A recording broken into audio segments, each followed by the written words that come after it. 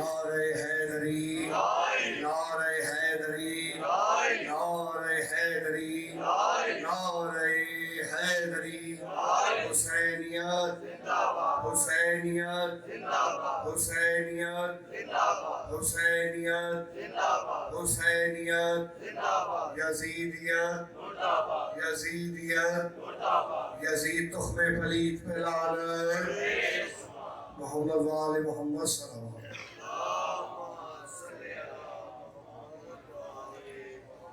اب آپ کے سامنے ہدایت کے چراغ وکیل آل محمد سرمایہ افتخار ملت ابراہیم بابا علمدار شاہ سید فقیر شمس بادشاہ جی کے فرزند سخی بابا ضلع رمضان آپ سے خطاب فرمائیں گے۔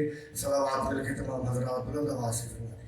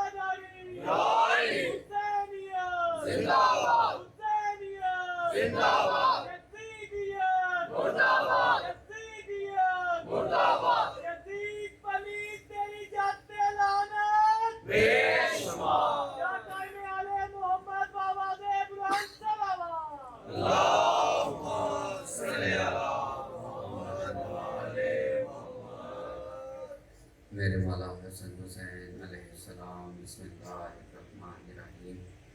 الحمدللہ المعروف رب العالمین، والصلاة والسلام علی اشرف الانبیاء والمرسلین وخاتم النبیین ابی القاسم محمد۔ اللہم صلی علی محمد لا الہ الا اللہ محمد رسول اللہ ومن عنده الکتاب واہل البیت الطیبین الطاہرین المعصومین واہل المتقین، اما بعد فقد قال اللہ سبحانہ تعالیٰ فی قرآن مجید وفی فرقان حکیم وقوله الحق۔ بسم اللہ الرحمن الرحیم۔ ان اللہ علی کل شیء قدیر۔ صلوات بآواز بلند۔ اللہم صلی علی محمد وآل محمد۔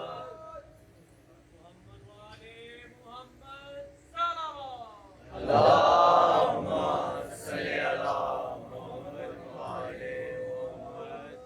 توجہ ہے آپ صاحبان۔ سب سے پہلے تو گزارش ہے کہ جتنی دیر ہم یہاں پر بیٹھے ہیں اتنی دیر توجہ منبر کی طرف رکھیے گا، اور یہ بات ذہن میں محفوظ رکھیے گا کہ مومن جتنی دیر فرش عذاب پر بیٹھا رہتا ہے اس کا وہ دورانیہ عبادت میں شمار ہے، اور اگر عشق کی روح سے کہوں تو یہ تمام عبادتوں سے افضل ترین عبادت ہے۔ نہیں سمجھ میں آ رہی بات؟ تو بغیر کسی تمہید کے ایک چھوٹی سی بات آپ کی سماعت میں کرنی۔ آپ اکثر دیکھتے ہیں کہ آپ امام بارگاہ میں جاتے ہیں، مجلس فرش عذاب پر بیٹھتے ہیں، تو فرش عذاب پر بیٹھنے کے بعد جب مجلس مکمل ہوتی ہے تو بانیان اپنی توفیق کے مطابق مومنوں کے لیے تبرک کا اہتمام کرتے ہیں۔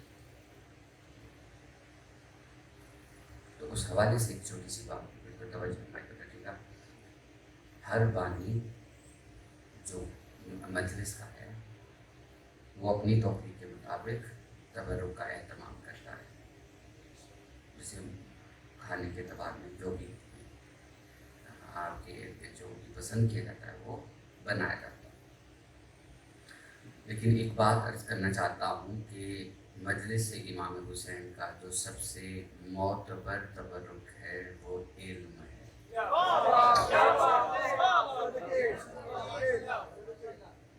جو سب سے اعلیٰ ترین تبرک ہے وہ علم ہے، ادب ہے۔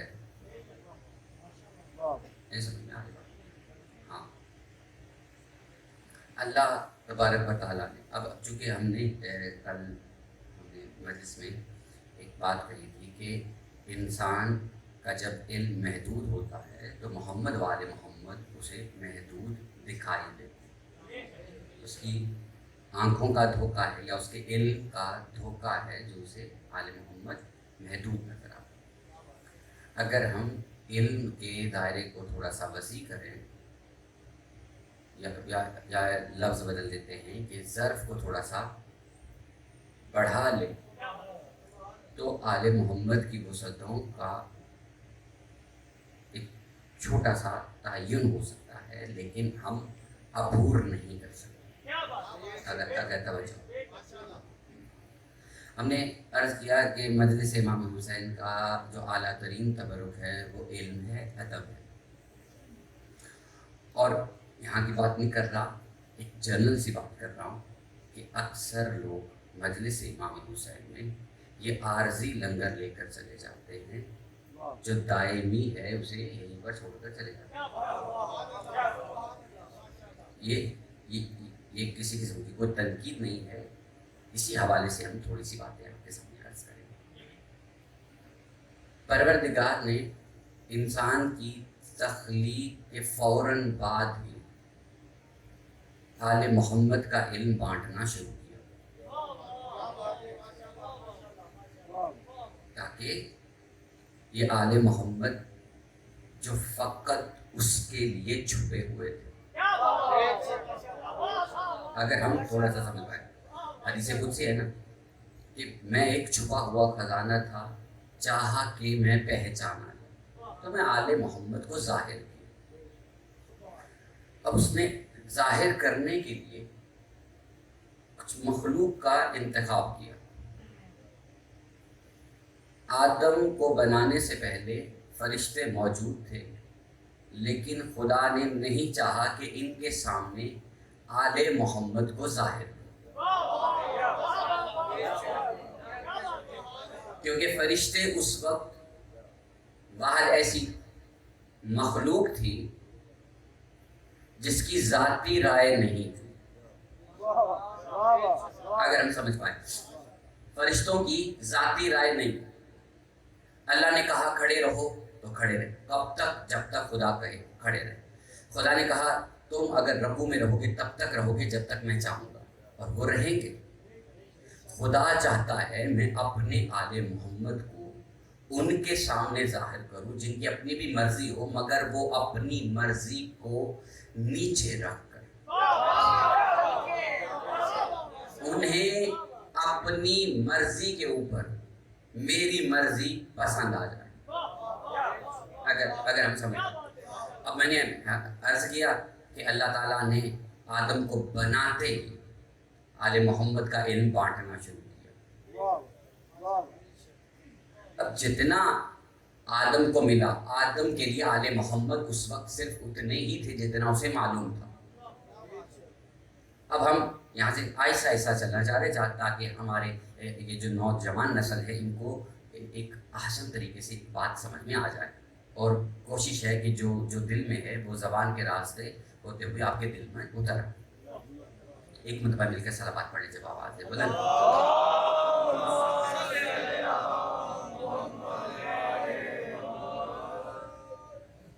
پروردگار نے آدم کا پتلا بنایا، پتلا بنانے کے بعد اسے چھوڑ دیا۔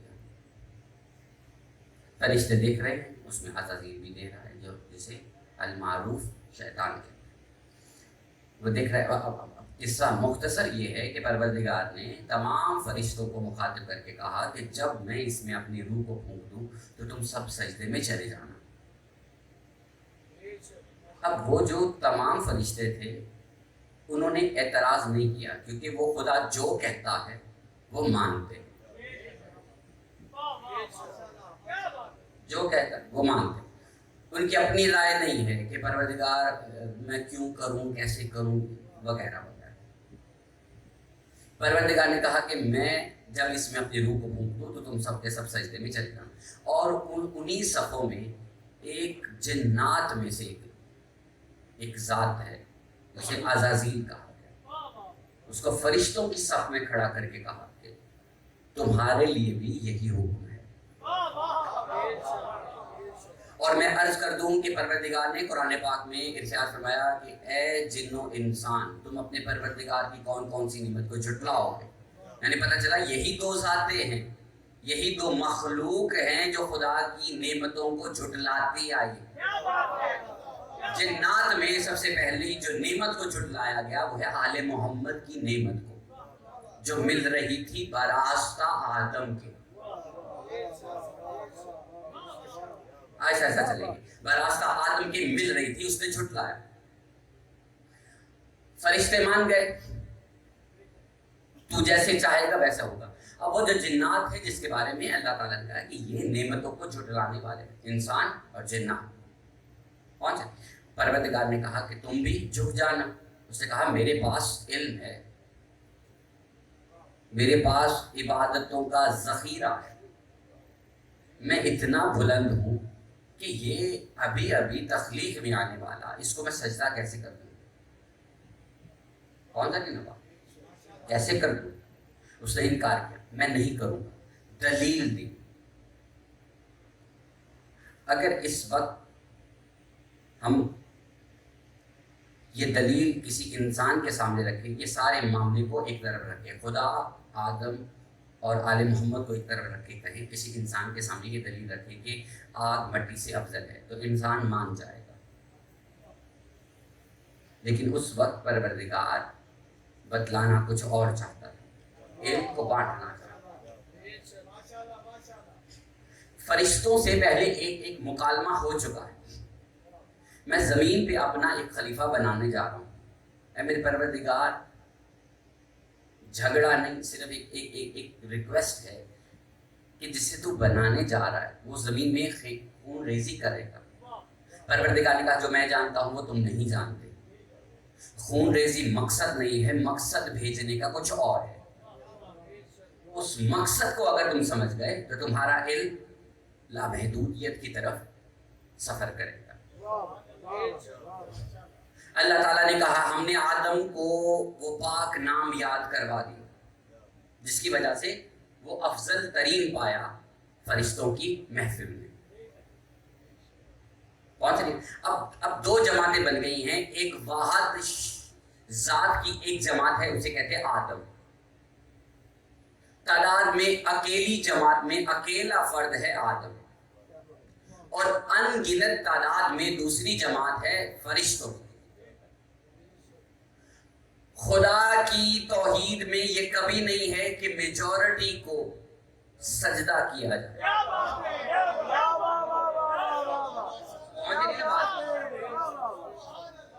تعداد میں اگر زیادہ ہیں تو مان لیا جائے یہ شیطان کا طریقہ کار ہو سکتا ہے، پروردگار کا نہیں. اگر تم تنہا ہو اور حق پر ہو تو تم حق پرست ہی رہو. کون سے نہیں نا؟ اب دو جماعتیں، ایک جماعت جس کو سجدہ ہو رہا ہے، ایک جماعت جو سجدہ کر رہی ہے. وجہ درمیان میں صرف آل محمد ہیں. وجہ صرف آل محمد. اس بات کو تھوڑا سا سمجھنے کی کوشش کیجیے گا. اللہ نے آدم کو صرف نام سکھائے، احمد، مرتضی، فاطمہ، شبر و شبیر، یہ نام سکھائے.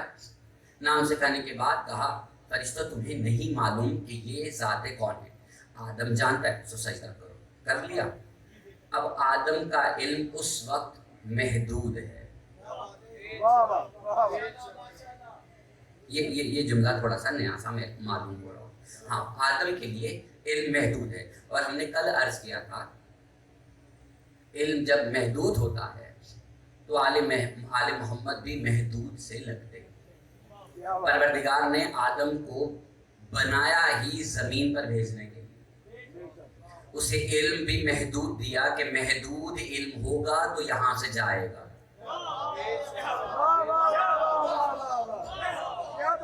जब इल्म महदूद हो तो जन्नत में भी हो तो वहां से निकाले जाओ। अब इल्म क्या है उसके बाद? सिर्फ जात के नाम पता है, ये अहमद, मुर्तजा, फातिमा, हसन और हुसैन, सिर्फ नाम पता है। परवरदिगार ने कहा ये पाक शजरा है, इसके इर्द गिर्द रहना, खबरदार करीब मत जाना। कौन सा? परवरदिगार जहां पे नाम बताए ये भी बता दे कि ये हस्तियां हैं क्या? नहीं बताया। कहा हमारा हुक्म याद रखना, इसके करीब नहीं जाना। कुछ लोग कहते कि शैतान ने वसवसा पैदा किया, कुछ कहते कि जनाब हव्वा ने एक चाहत सी ज़ाहिर की कि ए आदम मैं चाहती हूँ कि इसके करीब चले। अब ये सारा वाक़या हम छोड़ देते। हाँ, सिर्फ बात इतनी है, इल्म महदूद था तो आदम के दिल में ख्वाहिश पैदा हुई, काश मैं ऐसा होता। काश मैं ऐसा होता। जो तू बन चुका है उससे बेहतर हो नहीं सकता। तुझे सजदा हो चुका, फरिश्ते तुझे तस्लीम कर चुके, तेरी वजह से एक इबादत गुजार निकाल दिया गया। अब इससे बड़ी फजीलत और क्या मिलेगी? अब इसके बावजूद इल्म महदूद था तो चाहत पैदा हुई। परवरदिगार ने कहा ये जो चाहत है इल्म की महदूदियत की वजह से, वो लिबासे बशरी को उतरना पड़ा। लिबासे बशरी उतरा, अब जमीन पे भेज दिया। परवरदिगार ने कहा ये गुनाह नहीं है ना, अंबिया गुनाह नहीं करते। कौन थे? अब परवरदिगार ने कहा ये गुनाह नहीं है मगर तुम यहां से चले जाओ। तुम्हारे दिल में ये जो ख्वाहिश पैदा हुई है, काश में ऐसा होता, इस ख्वाहिश को खत्म करो, हम वापस ले आए। इस ख्वाहिश को खत्म करो। अब आदम की सारी नस्ल दुनिया में इसी मकसद के लिए आई है कि हमारे अंदर ये जो ख्वाहिश है ना, काश हम वैसे होते। जिसने ये ख्वाहिश खत्म कर दी जन्नत में वापस, जिसने ये ख्वाहिश खत्म कर दी, मैं तो ऐसा हो ही नहीं सकता, मैं तो ऐसा हो ही नहीं सकता। अब इल्म की महदूदियत की वजह से आदम को पता चला कि मैं काश ऐसा होता। अल्लाह ने कहा वापस चले जाओ, जहां के लिए तुम्हें बनाया, जमीन पे आए। अब जमीन पे इल्म हासिल करना है, अदब सीखना है। हमने अर्ज किया ना, मजलिस इमाम हुसैन का सबसे बड़ा तबर्रुक अदब है, इल्म है। ये पहली मजलिस है जो परवरदिगार ने आदम और फरिश्तों के दरमियान पढ़ी। उन्वान है उसका मोहम्मद व आले मोहम्मद। पढ़ी, कुछ सुन के दलील देना शुरू हुई। अगर बात समझ में आ रही, अल्लाह ने आले मोहम्मद का तज़किरा सुनाया। सुनने के बाद फरिश्तों ने कहा कि हाँ ये हमसे बेहतर है, ये जो तूने खतीब बनाया ये हमसे बेहतर है। जो कि अब उसमें एक शख्स है जो दलील देना शुरू हुआ, फलां आला होता है, फलां आला होता है, फलां ऐसे दलाल देने। परवरदिगार ने कहा तुम निकल जाओ हमारे दरबार से। अब ता कयामत यही दस्तूर रहेगा। बिल्कुल तवज्जो से सुनिएगा। मजलिस वो आसमानों में हो, मजलिस वो जमीन पर। ना मुझ में ताकत है कि मैं किसी को निकाल सकूं, ना किसी खतीब, किसी जाकिर, किसी मौलाना में ये ताकत है कि वो निकाल सके। हाँ, दलील को दे कि नहीं फलां बेहतर है, कि आग बेहतर है मट्टी से, अगर वो दलील दे तो ये परवरदिगार का काम है कि वो निकाल दे। जानते हो परवरदिगार ता कयामत निकालता रहता है। نشانی بتانا چاہ رہا ہوں، جو اپنی چراہوں پہ بیٹھ کر دلیلیں دے رہے ہیں کہ مولا حسین ایسے نہیں تھے، آپ نے بڑھا دیا ہے، آپ نے بڑھا دیا ہے، ہم ان سے یہ کہنا چاہ رہے ہیں آپ مجلس میں اس لیے نہیں آ پا رہے کہ خدا نے نکال دیا ہے۔ اب ایک توق ہے جو گلے میں پہن کر پھر رہے، بات کہیں اور نہ چلے، ہم واپس اپنے موضوع کی طرف لانا چاہتے ہیں۔ پروردگار نے آدم کو زمین پر بھیجا کہ تم ادب سیکھو، علم لیا ہے، اب اس کی اکڑ ہے، اب اس کو ختم کرو اور ادب سیکھو۔ یہ تبرک لو آل محمد کی مجلس میں۔ دنیا میں کئی سال آدم بھٹکتے رہے،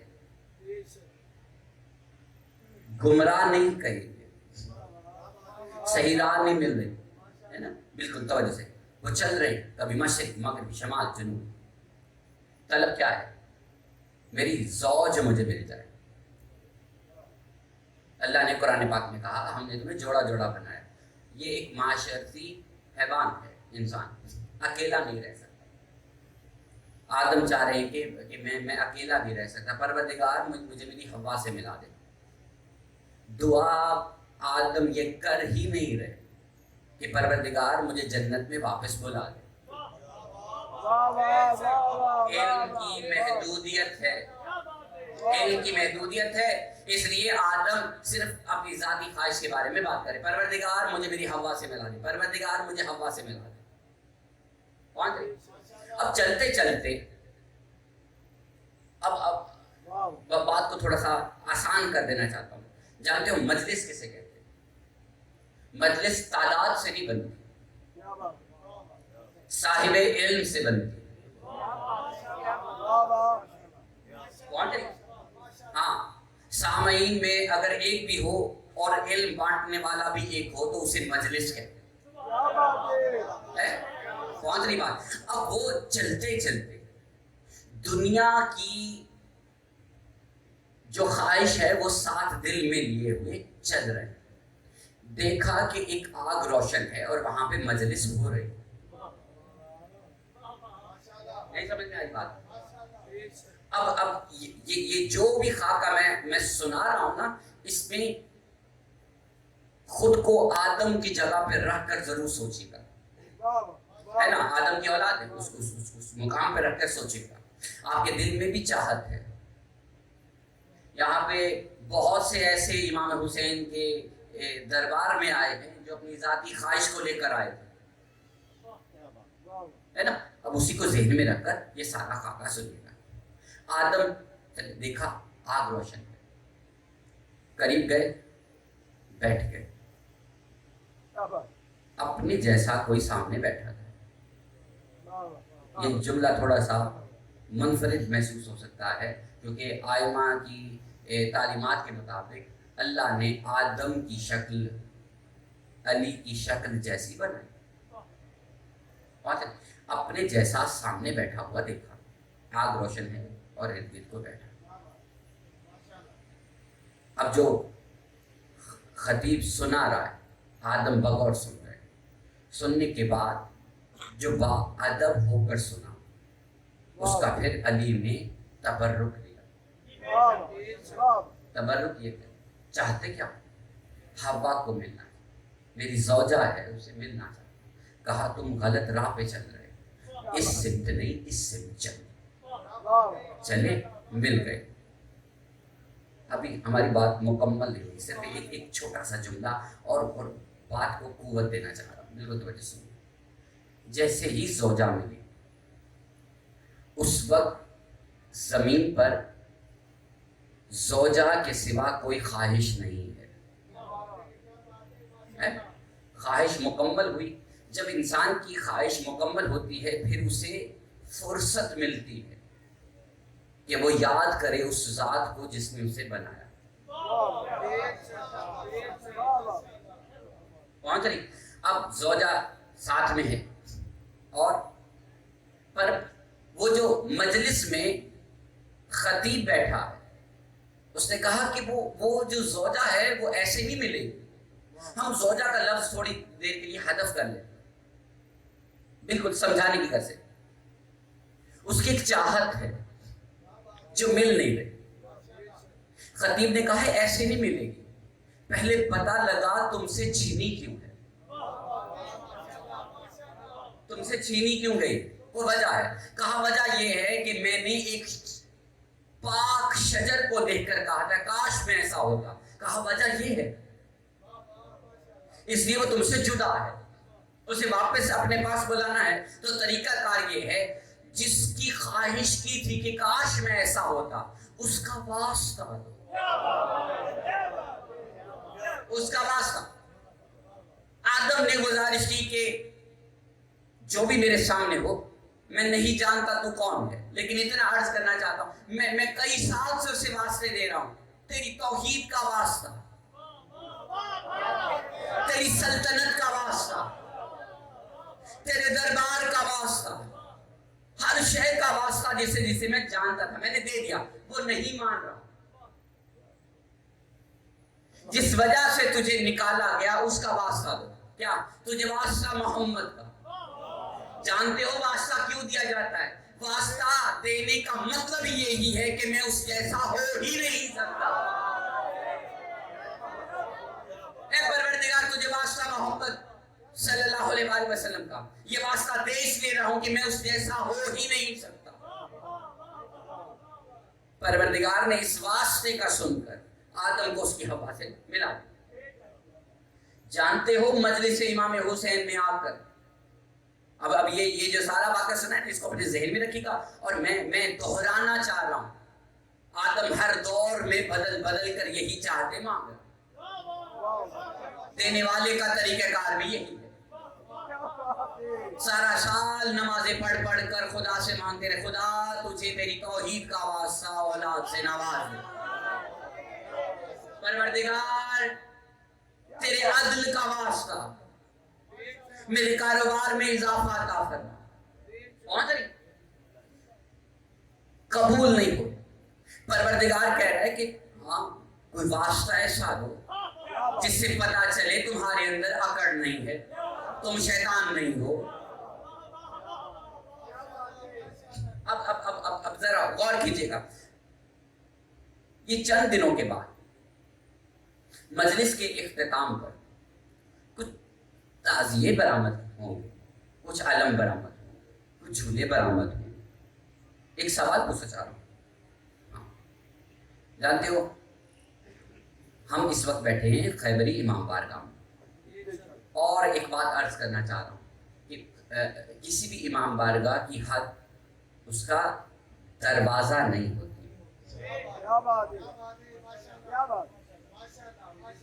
بالکل توجہ سے، اس کی حد دروازہ نہیں.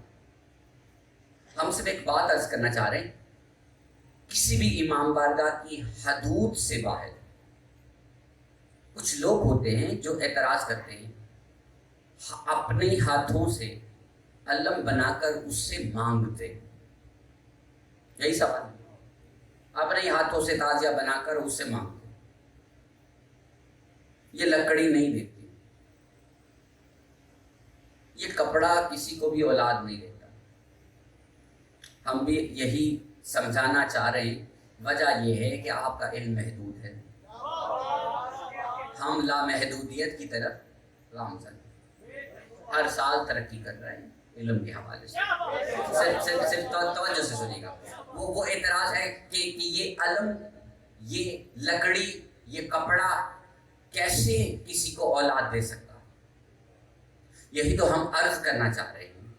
لکڑی، کپڑا کسی کو بھی اولاد نہیں دیتے. ہم واسطہ دیتے ہیں خدا کو. خدا تجھے واسطہ ہے علی اصغر کے جھولے کا. یہ واسطہ دینے کا مطلب کیا ہے؟ ہم اسے بتا رہے پروردگار ہم اس جیسے ہو ہی نہیں سکتے.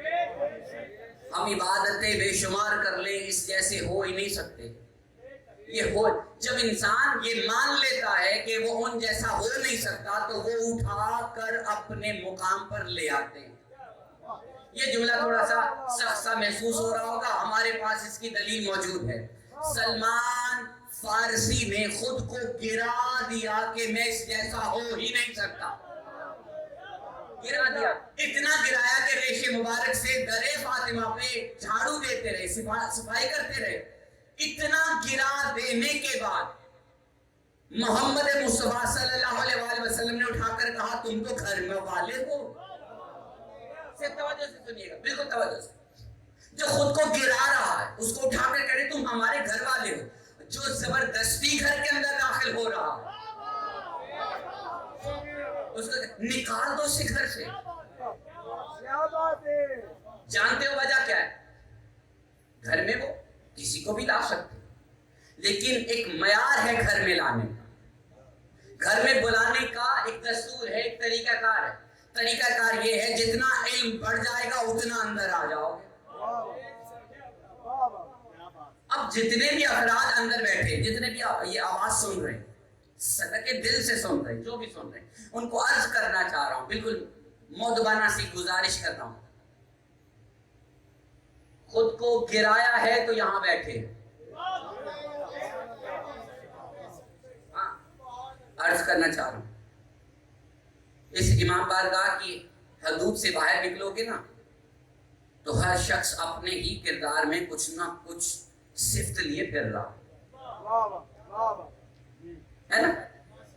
کوئی اپنے علاقے کا چودھری صاحب ہے, کوئی ملک صاحب ہے, کوئی رانا صاحب ہے, سمجھ میں آ رہی, اپنی اپنی صفات لے کر باہر پھر رہے. میں ایک چھوٹی سی بات, ایک سوال پوچھنا چاہ رہا ہوں. یہاں پہ جتنے بھی مومنین آئے, کسی نے بیٹھنے کے لیے نشست کا مطالبہ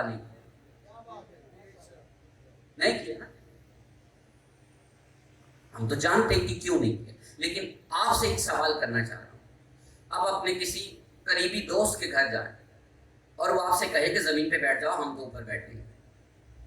جتنی مرضی گہری دوستی ہے, آپ کا مرتبہ کہے گا یہ توہین ہے, ایسے نہیں بیٹھے, برابری پر آ کر بیٹھے ہے نا. اب یہاں پہ سارے فرش اعضاء پر بیٹھے, کیوں؟ مانتے ہیں کہ جس کے در پر آئے ہیں اس سے مقابلہ ہو ہی نہیں سکتا. اگر کوئی شخص اس سے مقابلہ کر رہا ہے نا, آل محمد سے اگر کوئی مقابلہ کر رہا ہے تو بس وہ اپنی عقل کا, اپنے علم کا ماتم کرنا شروع کر دیا. اب صرف توجہ سے ہم بات کہیں اور نہ چلے, آپ اسے مختصر کریں گے اور مسائل کی طرف جائیں گے. ایک مرتبہ مل کر صلوات پڑھ لے جب آواز ہے, بولیں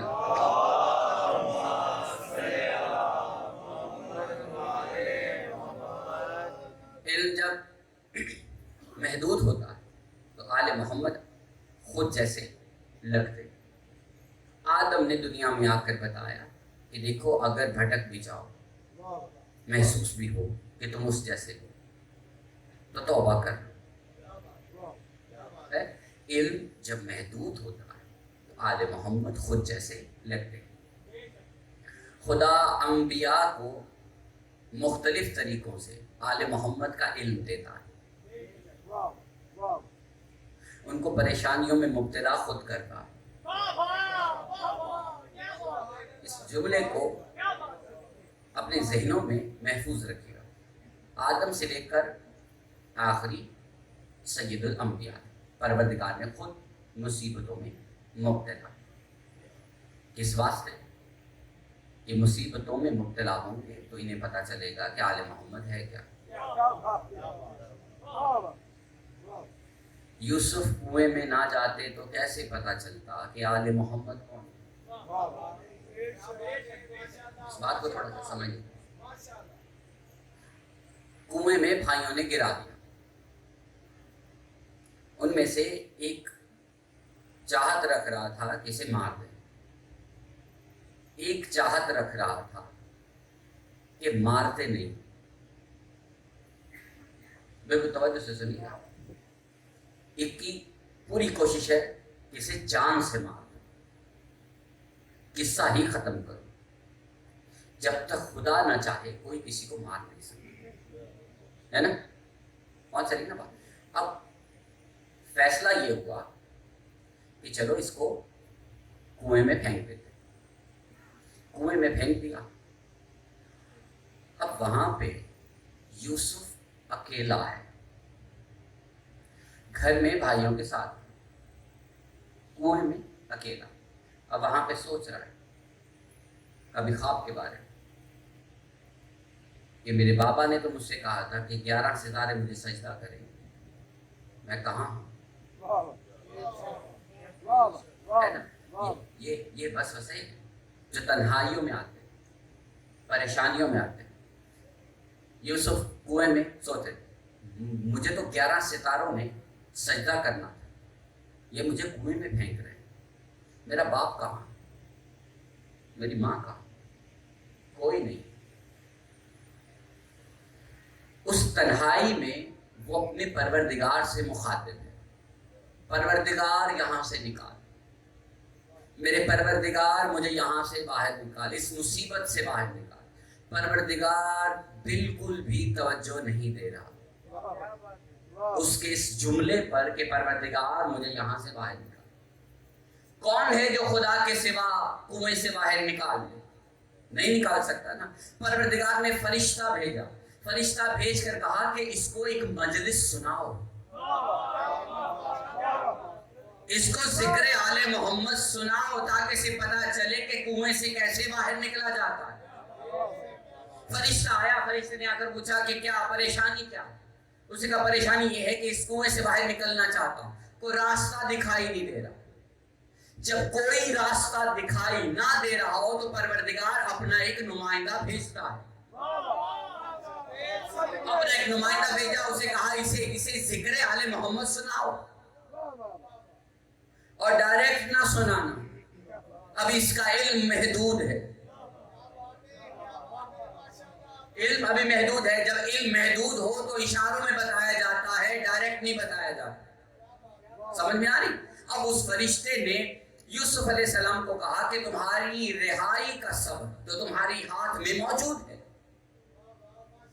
یوسف اپنے ہاتھوں کو دیکھ رہے، ظاہری ہاتھوں کو دیکھ رہے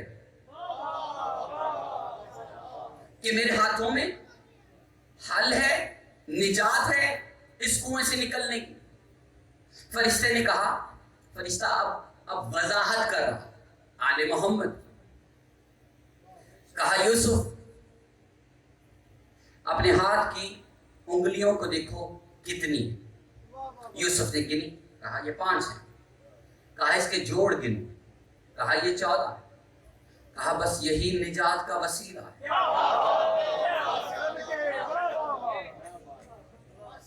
اب میں ایک سخت سی بات کہنے جا رہا ہوں، اگر توجہ سنیں. آدم اس نبی کا نام ہے جس کو اللہ نے صرف نام بتایا.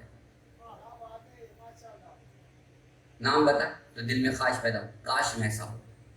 پروردگار نے یوسف کو نام نہیں بتایا، کہا صرف یہ کہہ دو پروردگار تجھے واسطہ 5 اور 14 کا. اور نام نہیں بتایا کہ یہ جو ہاتھ کی انگلیاں ہیں 5 ان کے نام کیا ہیں. کیا کہا فرشتے نے؟ بس اس پروردگار کو کہہ دو کہ پروردگار تجھے واسطہ ہے 5 اور 14 کا، مجھے اس کنویں سے نجات دلوا. اب سارا واقعہ آپ کو معلوم ہے کہ کیسے وہاں سے نکلا. اب یہ علم ابھی محدود ہے یوسف کے پاس کہ 5 اور 14 نجات کا ذریعہ، 5 اور 14 نجات کا ذریعہ.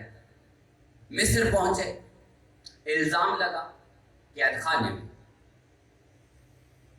کنویں سے زیادہ بھیانک دردناک قید خانے میں پہنچ گئے. صرف توجہ دلانا چاہ رہا ہوں کہ یوسف کو پتا ہے کہ نجات کا ذریعہ سے 5 اور 14 ہے. اس کے باوجود قیدی جو رہا ہو رہے ان سے کہہ رہے کہ اپنے مالک سے جا کر میرا ذکر کرنا کہ بے گناہ یہاں قید ہوں. پروردگار نے فرشتہ فوراً بھیجا، ابھی وہ قیدی وہاں پہنچا نہیں اپنے مالک کے پاس. اللہ نے فرشتہ بھیج کر کہا تمہاری قید کا دورانیہ ہم نے بڑھا دیا، تم نے 5 اور 14 کو چھوڑ کر کسی اور سے مدد مانگی، کسی اور سے مدد مانگی، لو ہم نے تمہاری قید کا دورانیہ بڑھا دیا. وہ 7 سال کو 14 سال کر دیا. پہنچ رہی بات؟ یہ بات سمجھ میں آئی؟ اب کیوں ہوا؟ کیا غلطی کیا تھی؟ علم آنے کے بعد تم واسطہ کسی اور کا دو، اللہ کو پسند نہیں، اللہ کو پسند۔ ہاں اگر علم نہیں ہے تو اس کی توحید کا واسطہ دیتے رہو، وہ سنتا ہے۔ آدم کو جب تک علم نہیں تھا کس کا واسطہ دینا، وہ کہہ رہا تھا اللہ تیری توحید کا واسطہ مجھے میری ہوا سے ملا دے، کہہ رہا تھا۔ اللہ نے یہ نہیں کہا کہ ہم اس کا دورانیہ بڑھا دیتے، نہیں، کہا صحیح سمت کی طرف جاؤ۔ اب یوسف کو معلوم ہے کہ نجات کا ذریعہ سے 5 اور 14 ہے، 5 اور 14 ہے، انہی کا واسطہ دو گے تو نکلو گے۔ صرف ایک توجہ دلانا چاہ رہا ہوں، علم جب محدود رہتا ہے، آل محمد محدود رہتے ہیں، تو اپنے علم کے دائرے کو تھوڑا سا وسیع کرو۔ ہم صرف اتنا سمجھنا چاہ رہے ہیں کہ پروردگار کیوں چاہتا ہے کہ ہم آل محمد کے بارے میں جانیں، ہے نا؟ یہ ساری بات کی ہے، ہم اس نتیجے پہ پہنچے ہیں کہ آدم کو اللہ نے کہا کہ آل محمد کے بارے میں جانیں۔ کیوں؟ یوسف علیہ السلام اللہ تعالیٰ نے کہا کہ تم آل محمد کے بارے میں جانو تو ہم ترقی دیں گے۔ پروردگار سوال وہی، کیوں؟ تیرے ہوتے ہوئے کسی اور کو یاد کریں، یہ تیری توحید کی توہین ہے۔ کون سا؟ اب صرف ایک جملہ سننے چاہیے، آل محمد کے بغیر توحید کو ماننا توحید کی کمزوری ہے۔ توحید مکمل ہی تب ہوتی ہے جب آل محمد کو مانا جائے، پہچانا جائے، سمجھا جائے۔ پروردگار کیوں چاہتا ہے کہ تم آل محمد کے بارے میں جانو، پہچانو؟ جتنے بھی انبیاء آئے اللہ نے کسی نہ کسی طریقے سے ان کو کہا کہ ان کے بارے میں جانو۔ نوح کی کشتی کو کنارہ جب لگا تو کسی کا واسطہ، اگر ہم سمجھ پائے، وہ کہتے ہیں کہ ہر اچھا کام کرنے سے پہلے بسم اللہ کو پڑھ لینا چاہیے، اور یہ ضروری ہے۔ لیکن پروردگار نے جب نوح علیہ السلام کو کہا کہ تم اپنی کشتی بناؤ تو وہ کہا کہ پہلے یہ بیج بو، اس کو درخت بناؤ، درخت بن جائیں تو اسے کاٹو، چیرو، اس کے تختے بناؤ، بنانے کے بعد اس کی کشتی بناؤ ہمارے طریقے سے۔ اور یاد رکھنا اس میں ایک تختی لگانے کی جگہ چھوڑ دینا، وہ ہم بھیجیں۔ پروردگار جہاں سے ایک تختی آ رہی ہے وہاں سے تختے بھی آ سکتے ہیں۔ پروردگار کہتے ہیں تم اپنی کوشش کرو، ہم اپنی طرف سے ایک تعویذ دیں گے۔ ہاں، جب اب بات ہو رہی ہے تو عرض کر دیتے ہیں، اکثر امام بارگاہوں کی حدود سے باہر لوگ اعتراض کرتے ہیں کہ تعویذ کچھ نہیں کرتے، ان کا علم محدود ہوگا اس لیے بات کر رہے ہیں۔ ہم تو جانتے ہیں کہ نوح کی کشتی بھی کنارے پر اس لیے لگی ہے کیونکہ اس کشتی میں ایک تعویذ لگا ہے نا، اس تختی پہ پنجتن پاک کے نام لکھے۔ اب سمجھ میں نہیں آ رہی کہ پروردگار نے خود بیٹھ کر لکھے ہیں، لکھوائے ہیں، کون سے لکھے ہیں، یا ان دو ہاتھوں سے لکھے ہیں جن دو ہاتھوں سے آدم بنایا ہے۔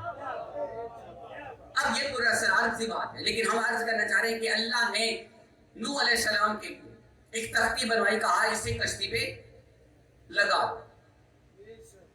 طوفان اس کشتی کا کچھ نہیں بگاڑ سکتا۔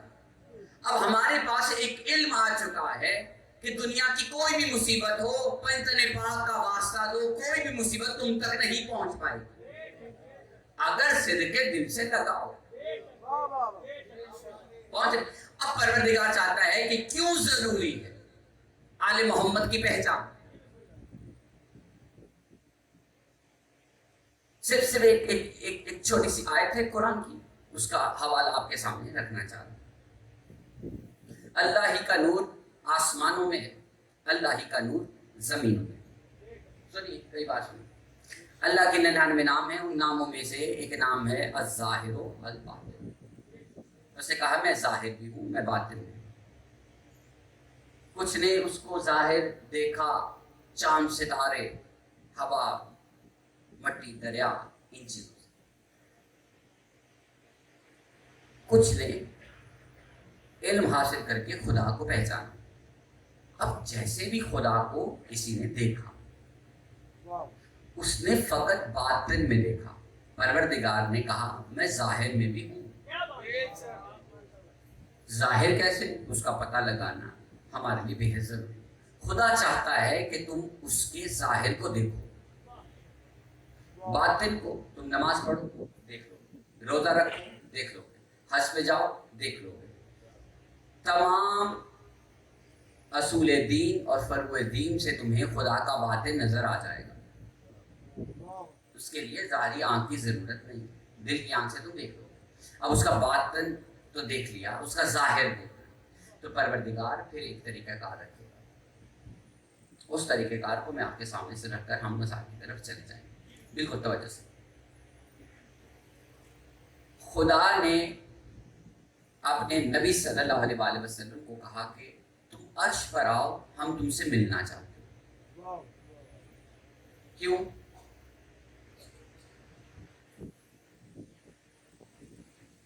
پروردگار کون سی ایسی بات ہے جو زمین پر فرشتے کے ذریعے ہو نہیں سکتی؟ ساری باتیں ہو سکتی، سب کچھ عطا ہو سکتا ہے، سب کچھ ہو سکتا ہے، لیکن پروردگار کہہ رہا ہے تم آؤ تو صحیح، ہم ملاقات کرتے ہیں۔ جس کو تم الباطنوں میں دیکھ رہے تھے، ہم تمہیں ظاہر میں دکھانا چاہتے ہیں، ہم تمہیں ظاہر میں دکھانا چاہتے ہیں۔ اب قصہ مختصر یہ ہے کہ اتنا لمبا سفر طے کرنے کے بعد مصطفیٰ جو عرش کے پائے کے قریب پہنچے تو پتہ چلا کہ ایک پردہ قدرت ہے۔ پردہ قدرت کے پیچھے سے ایک آواز آئی کہ آگے آ جاؤ، اپنی نالین کو اتارنا نہ، تم ہمارے محبوب ہو، اپنی نالین کو اتارنا نہ، آگے آ جاؤ۔ مصطفیٰ جو قریب پہنچے، اب پردے اور خدا کے درمیان اور کچھ بھی نہیں رہ گیا۔ پروردگار نے اپنا ہاتھ ظاہر کیا، مصطفیٰ نے وہ ہاتھ دیکھ کر پہچانا، پہچان کر پلٹ کر دیکھا کہ وہاں پر بھی موجود اور یہاں پر بھی موجود۔ صرف ایک سوال عرض کرنا چاہ رہا ہوں کہ پروردگار نے اگر ملنا تھا تو صرف علی کا ہی ہاتھ کا انتخاب کیوں کیا؟ کیوں کیا؟ اگر دکھانا تھا ہی، دکھانا مقصود کیوں تھا؟ دکھانا کیوں تھا؟ وجہ کیا تھی؟ کیا مصطفیٰ مان نہیں رہے تھے کہ پروردگار ہے؟ وہ مانتے ہیں کہ پروردگار ہے، پروردگار کا ظاہر بھی ہے، پروردگار کا باطن بھی ہے، لیکن پروردگار چاہ رہا ہے کہ میں تجھے وہ دکھاؤں جو دنیا دیکھ نہیں پائے گی، میں تمہیں وہ دکھاؤں جو موسیٰ برداشت نہیں کر سکے گا۔ بے ہوش ہو چکا، جسے دیکھنے کے لیے موسیٰ بے ہوش ہو چکے، 40 افراد جو ساتھ لے کر گئے وہ مر گئے جس چیز کو دیکھنے کی خاطر۔ مصطفیٰ تم وہ دیکھو، برداشت کرو۔ کیوں؟ تم برداشت اس لیے کر سکو گے کیونکہ تم اس سے محبت کرتے ہو، اس جسم سے، اس ذات سے محبت کرتے ہو، سو تم دیکھو اور دنیا والوں کو بتاؤ۔ اب جو مصطفیٰ نے دیکھا، دیکھ کر آ کر زمین پر آ کر لوگوں سے کہا، جملہ یاد رکھنا، لوگوں سے کہا کہ اس کا ید اللہ ہے، اس کا عین اللہ ہے، اس کا اذن اللہ ہے، اس کی آنکھ کوئی ہے، اس کی زبان کوئی ہے، اس کا ہاتھ کوئی ہے۔ اب یہی تو کئی سالوں سے ہم دنیا والوں کو سمجھا رہے ہیں، اور ممکن ہے کہ کئی کو سمجھ آ گئی اور کچھ کو نہیں سمجھ میں آ رہی، اور یہ بات کئی بار میں عرض کر چکا اور دہرانا چاہ رہا ہوں۔ آپ ٹکڑوں میں علی کو مان لیتے ہیں، ہم یکجا منوانا چاہ رہے ہیں۔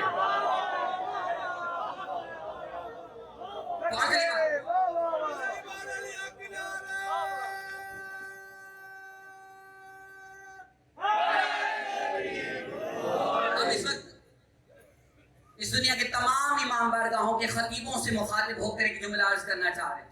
آپ دنیا والوں کو سب کچھ بتا رہے ہیں ٹکڑوں میں، علی ہاتھ ہے، دنیا مان رہی، علی اللہ کا ہاتھ ہے، علی اللہ کی زبان ہے، علی اللہ کی آنکھ ہے، سب مان رہے ہیں۔ ہمارا طریقہ کار یہ ہے کہ ہم یکجا بنا کر آپ کے سامنے رکھ رہے ہیں کہ یہ ہے تمہارے ٹکڑوں کا جوڑ، اور دنیا کو حیران ہے، نہیں نہیں ہم نہیں مانیں گے، علی رب نہیں ہو سکتا، علی رب، بالکل مختصر سی بات ہے، بالکل بالکل توجہ سے، اس کے بعد علی کو مان لیا۔ اب یہ تمام جو علی کے چاہنے والے ہیں ان کو مخاطب کر کے ایک جملہ عرض کرنا چاہتا ہوں۔ علی کعبے میں آئے، قبول، کعبے کی شان بڑھ گئی کہ علی آئے، بڑے بڑے فضائل سنائے جاتے ہیں، کیوں؟ کہ علی بہت بلند ہے، علی کا نام ہی بلندیوں والا، لوگوں نے سنا، مان لیا۔ اب انہی باتوں یکجا کر کے کسی فقیر نے کہا کہ علی رب ہے، کہا نہیں نہیں نہیں، یہ ممکن نہیں۔ جانتے ہو مسئلہ کیا ہے؟ مسئلہ یہ ہے کہ تم جن کانوں سے سن رہے ہو اس کے درمیان میں جو عقل ہے وہ محدود ہے، وہ عقل محدود، اس محدود عقل میں یہ جملہ نہیں سما سکتا۔ اس جملے کو ان دو کانوں کے درمیان جو عقل ہے اس میں لانے کے لیے علم کو بڑھانا پڑے گا، علم کو بڑھانے کے لیے قرآن کو پڑھنا پڑے گا، قرآن کو پھر پڑھ کر اپنے آپ کو باادب ہو کے تسلیم کرنا پڑے گا کہ قرآن جو کہہ رہا ہے اس میں کوئی مثل مثال نہیں ہے۔ یہ جملہ تھوڑا سا غور سے سنیے گا، وہ مثل مثال نہیں ہے۔ پروردگار نے قرآن پاک میں کہا ہر شے فنا کر دی جائے گی مگر تیرے رب کا چہرہ باقی رہے گا، یہ مثال نہیں ہے۔ اپنے ذات کو تھوڑا سا بلند کرو، اس کا دائرہ تھوڑا سا وسیع کرو تاکہ اس میں علی رب سما سکے۔ قرآن نے کہا ہے کہ تیرے رب کا چہرہ باقی رہ جائے گا، یا تو اللہ کا چہرہ بنا لو، اگر بنا نہیں سکتے تو پھر مان لو۔ بنا تو سکتے نہیں، کوئی بھی انسان بنا نہیں سکتا، جب امام نہیں بنا سکتے تو اس کا چہرہ کیسے بنائیں؟ نہیں بنا سکتے تو مان لو۔ تو یہ دو رائے بنانا بہت عجب سا عمل ہے کہ نہیں اللہ سے مثال دے رہا کہ تیرے خدا کی ذات رہے، یہ مثال نہیں ہے، اللہ بیان کر رہا ہے کہ تیرے رب کا چہرہ باقی رہے گا۔ اگر چہرے پہ بات ختم نہیں ہو رہی، مکمل نہیں ہو رہی، سمجھ میں نہیں آ رہی بات، تو ہم ایک اور آیت کی طرف اشارہ کرتے ہیں کہ اس دن پنڈلی کو کھول دیا جائے گا۔ ظاہر یہ ہے کون سی پنڈلی ہے؟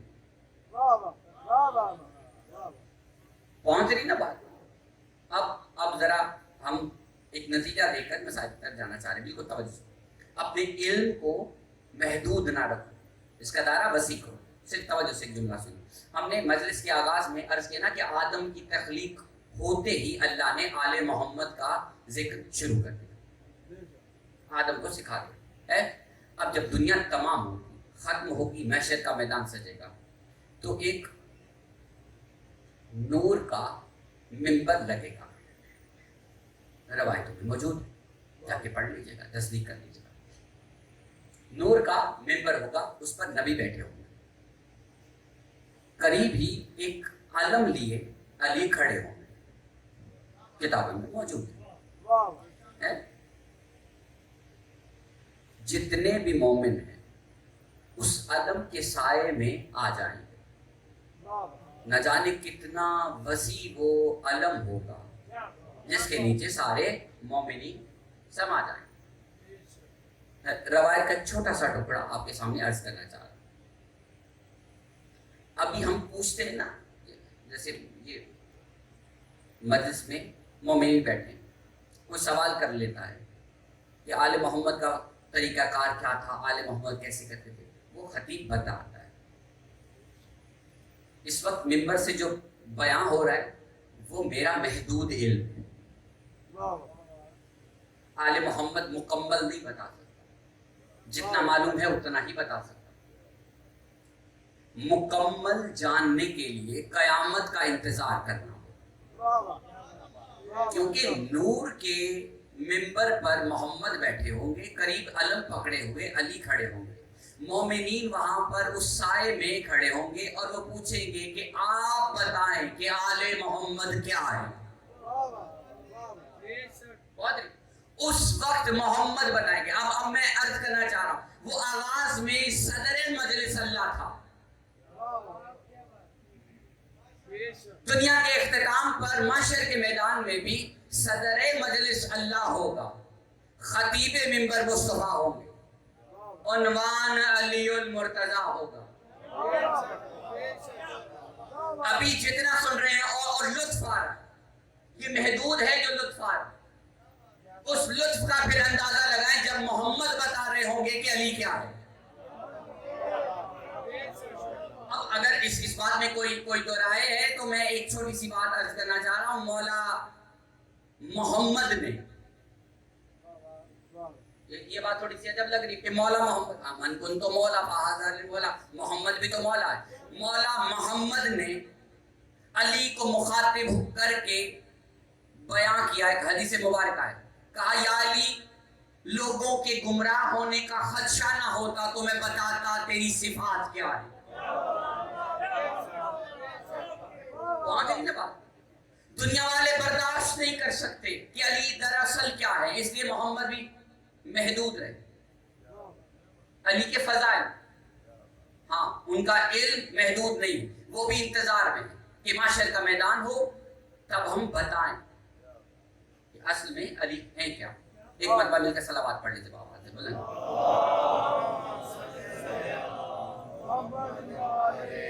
ہم اپنی گفتگو کو یہیں پہ مکمل کرتے ہیں اور کل کے لیے کچھ باتیں چھوڑ دیتے ہیں، صرف توجہ سے۔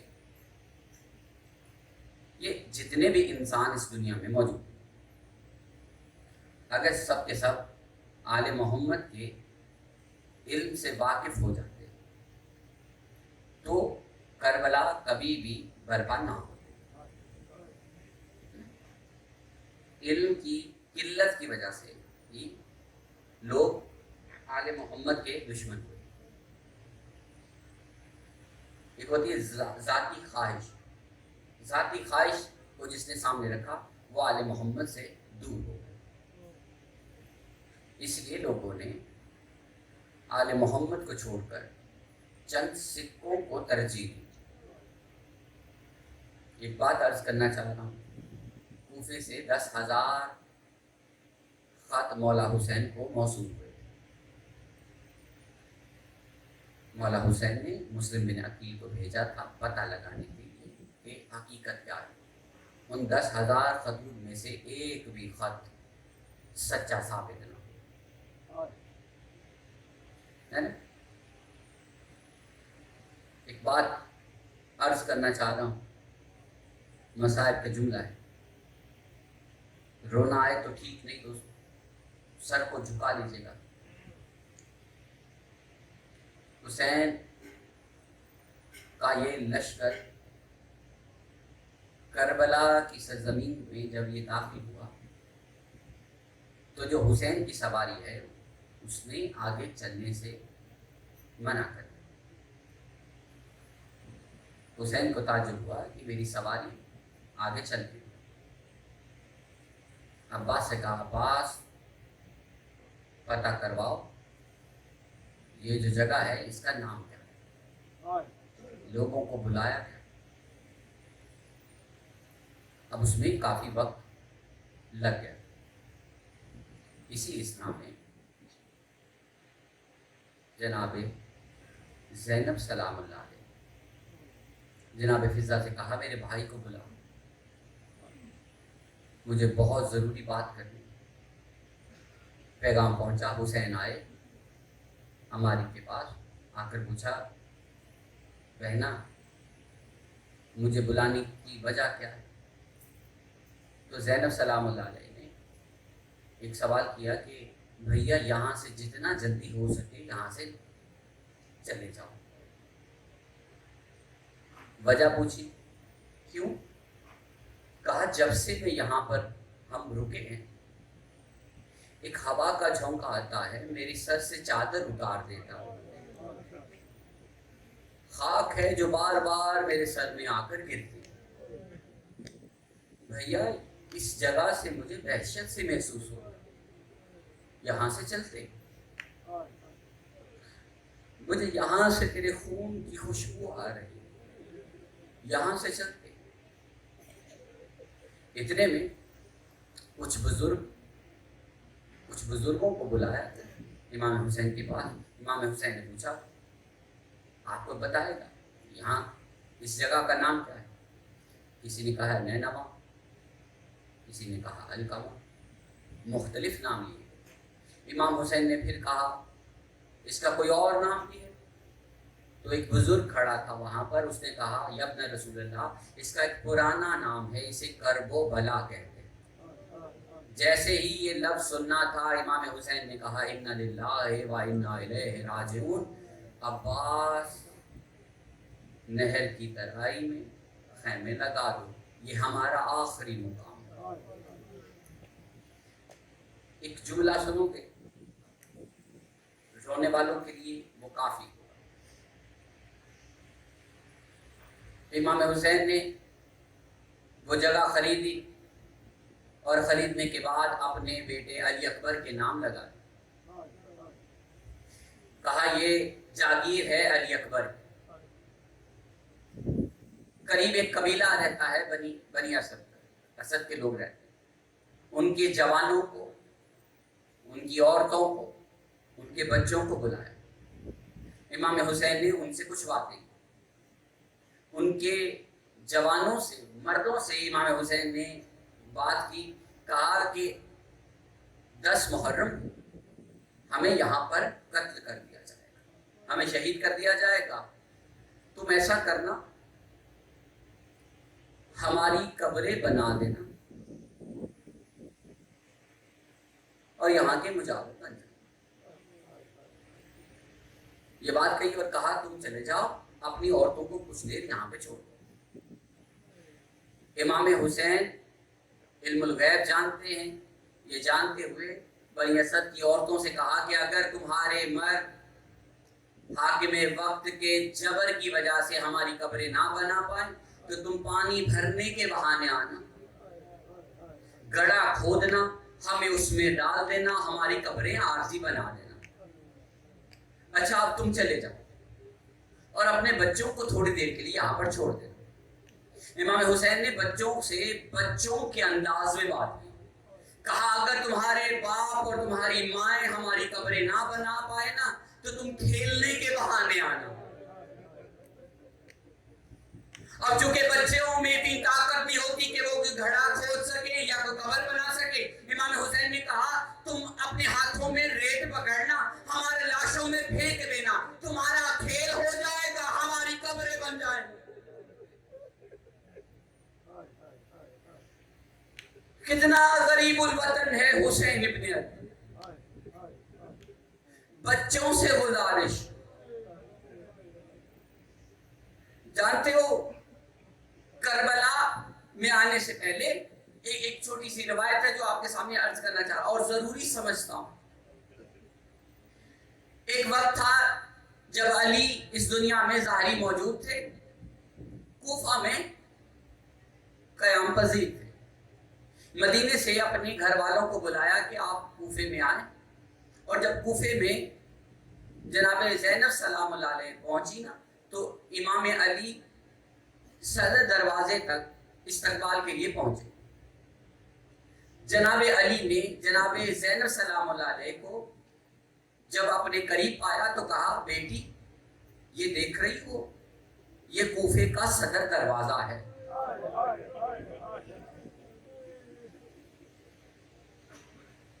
بیٹی حیران، باپ مجھے کیوں بتا رہے ہیں یہ صدر دروازہ؟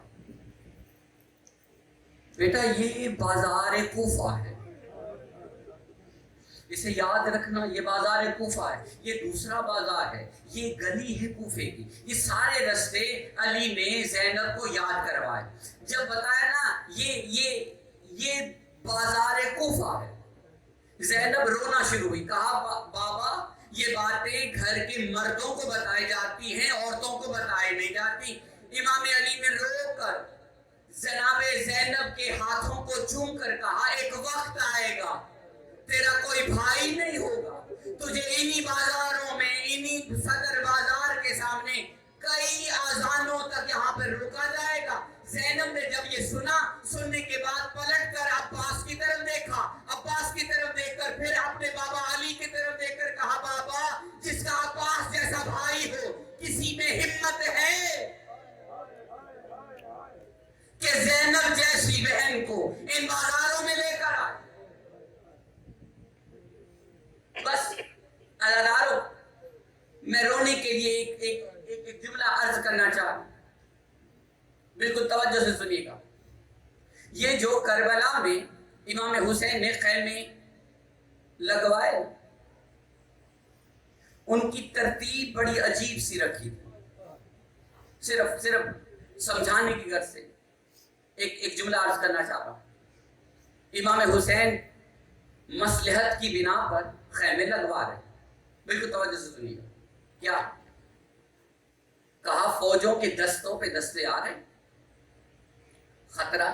عباس درمیان میں اہل حرم کے خیمے کو لگا دیا، ان کے ارد گرد حصار بنا دو اصحاب کے خیموں کا.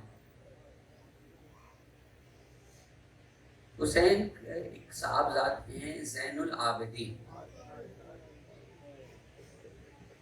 ان کا نام ہے علی. جو نام میں علی ہو وہ کردار میں بھی، شجاعت میں بھی علی ہی. قریب آئے حسین کے، آ کر کہا میں ایسے خیمے لگنے نہیں دوں گا.